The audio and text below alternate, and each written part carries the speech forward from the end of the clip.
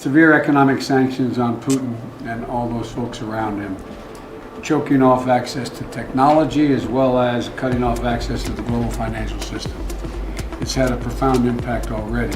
In response to the brutal, unprovoked, and illegal invasion of Ukraine, the US, the UK, and countries in the European Union have effectively cut Russia out of the global financial system. Germany suspended construction of the Nord Stream 2 natural gas pipeline and is talking about beefing up its military. Italy and France are seizing yachts and other assets of Russian citizens on the grounds that they're kleptocrats profiting from an outlaw regime. The US Congress is contemplating a bill that would let the government grab Russian assets in America above $5 million and use the proceeds to aid Ukraine. A slew of private companies have also voluntarily withdrawn from Russia. Apple and Google Pay have stopped working on the Moscow metro. Russian filmmakers with ties to the government have been disinvited from showing their work abroad. The International Cat Federation has banned Russian felines from competition. Such actions are, of course, understandable in the face of unjustifiable aggression. But will they actually work to facilitate Russia's withdrawal from Ukraine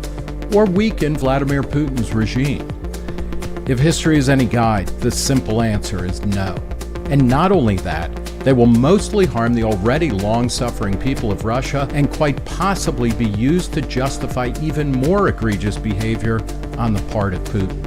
Historically, sanctions, especially in authoritarian regimes, often galvanize the targeted countries. For instance, US economic sanctions on Imperial Japan before World War II were taken as an act of war and encouraged more repression at home and expansion abroad. An October 2019 Government Accountability Office report found that sanctions often have unintended consequences, including negative impacts on human rights or public health. Sanctions against Cuba, Iran, and Venezuela haven't had the desired effects of regime change and liberalization. In fact, they've served as a scapegoat for bad economic and police state policies. Sanctions don't work because there's almost always workarounds, notes Johns Hopkins economist Steve Hanke. That's especially true in the current case, with China and India largely abstaining from the Western response.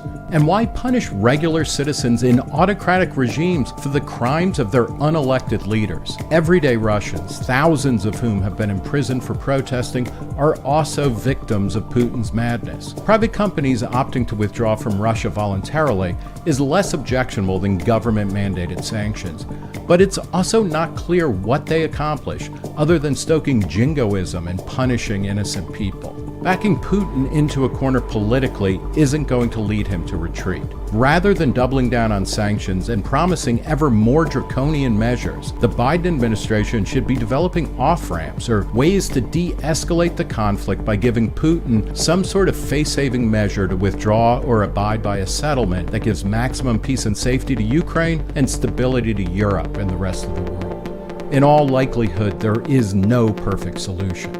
But as our experience of the past 20 years should remind us, foreign policy is ultimately not a game of good triumphing over evil or idealism winning out over realism. It's about making the world a better place, not a perfect place.